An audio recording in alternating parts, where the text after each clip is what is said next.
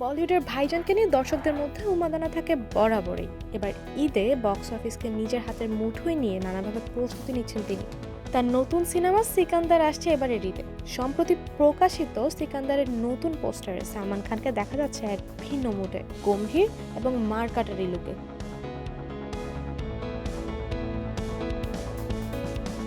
যা দেখে ভক্তদের মধ্যে উত্তেজনা আরো বেড়ে গেছে। সিনেমার প্রযোজক সাদিক নাদিওয়াদওয়ালা তার জন্মদিনে সিকান্দারের নতুন পোস্টারটি প্রকাশ করেন। প্রযোজনা হাউসের পক্ষ থেকে জানানো হয়, আমাদের প্রিয় ভক্তদের ধৈর্য আমাদের কাছে অত্যন্ত গুরুত্বপূর্ণ। সাজি নাদওয়ালার জন্মদিন উপলক্ষে আমরা ছোট্ট একটা উপহার নিয়ে এসেছি, আর 27 ফেব্রুয়ারি আসছে আরো বড় সারপ্রাইজ। গত বছর 28 ডিসেম্বর সিকান্দারের টিজার প্রকাশিত হয়েছিল, যা দেখে দর্শকরা বুঝতে পারেন সিনেমাটি দুর্দান্ত অ্যাকশন ও ভায়োলেশন নির্ভর হতে চলেছে।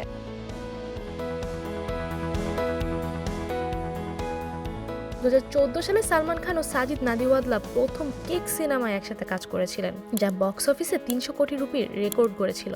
ঠিক 10 বছর পর আবারও তারা এক হচ্ছেন সিকান্দারে। এবার সিকান্দারের পরিচালনায় আছেন এআর মুরগাদোস এবং সঙ্গীত পরিচালনায় আছেন প্রীতম। সালমান খানের বিপরীতে অভিনয় করছেন দক্ষিণী অভিনেত্রী রশ্মিকা মান্দানা।